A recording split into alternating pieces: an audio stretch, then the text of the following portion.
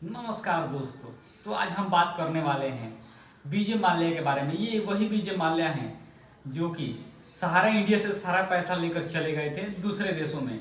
और इन्होंने ये भी कहा था कि जो भी हमारे एम्प्लॉई हैं किंगफिशर के, उन्हें सारी सैलरी दी गई। हालांकि ये बात झूठी है, क्योंकि जितने भी किंगफिशर के एम्प्लॉय थे जहाज़ के, उनकी सैलरी नहीं दी गई। और इन्होंने ऐसी बात पॉडकास्ट में बोली है कि उन्हें सैलरी दे दिया गया। हालांकि सैलरी देने की बात हुई थी, लेकिन मात्र 40% सैलरी देने की बातें हुई थी, जिसमें से बहुत सारे एम्प्लॉय थे जिनका सैलरी अच्छा खासा था, जैसे कि 60 लाख 50 लाख सैलरी था उनका, जो कि नहीं दिया गया था टोटल सैलरी मिलाकर। तो उन्होंने ये बात कही थी, और उन्होंने अब पॉडकास्ट में ये अभी वो कह रहे हैं कि नहीं, हमने सारे एम्प्लॉइयों को सैलरी दिया। और भी बहुत सारी बातें। तो ध्रुव राठी ने बहुत ही अच्छा से इसको डिफाइन किया था।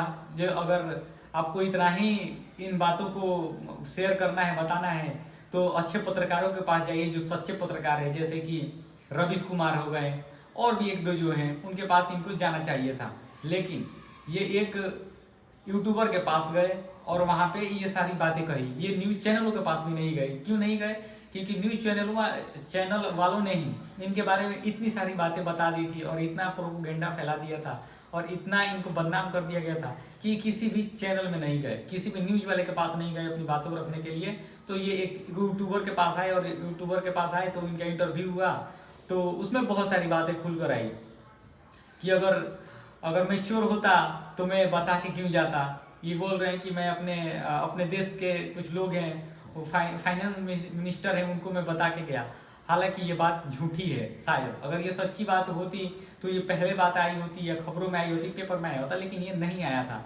और विजय माल्या जो कि अपने बर्थडे पार्टी में गोवा में 16 करोड़ रुपये खर्चा किए थे, तो क्या इन्हीं पैसों से जो किंगफिशर के एम्प्लॉय थे, क्या उन्हें पैसा नहीं दिया जा सकता था? दिया जा सकता था। लेकिन जो इंसान मार के बैठने के चक्कर में अगर पैसा रहेगा तो वो कहाँ से देगा? तो यही बात हुई थी।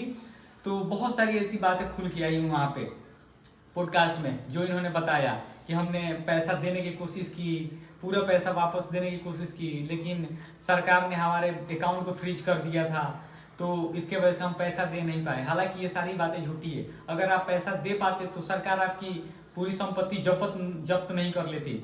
और एक ऐसा नहीं है कि आपके पास एक किंगफिशर ही आपके पास प्लान था, जो कि आप उसी में ओनली उस शेयर में आप इन्वेस्ट कर रहे थे। और भी आपके पास बहुत सारे कंपनीज हैं, उसमें से भी आप चाहते तो लोगों का, जितने भी वर्कर थे, एम्प्लॉय थे, उनका पैसा आप दे सकते थे, सैलरी दे सकते थे।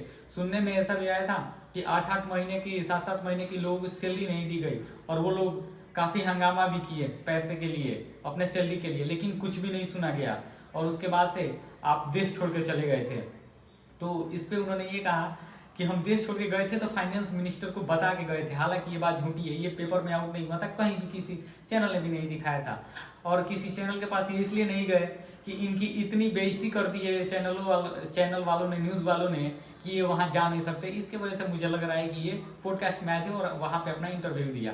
हालांकि ठीक है, ध्रुव राठी भाई की एक वीडियो है, उसमें बहुत सारी बातें डिफाइन की गई है, बहुत सारी ऐसी बातें बताई गई है जो कि बहुत ही सच है।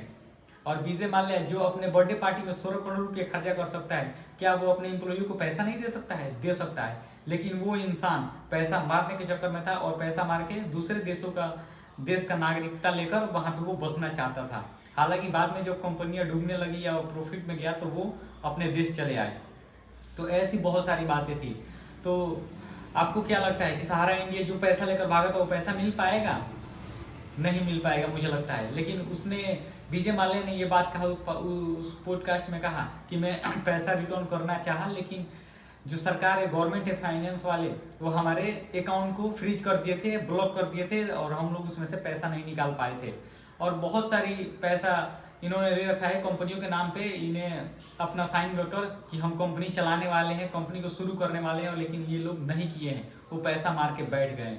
तो ऐसे ऐसे लोग हमारे देश में पड़े हैं, तो जितने, क्या उन्हें पैसा मिलेगा सरकार से कि अगर अपना वो रोजगार चालू करे? नहीं मिल सकता है। तो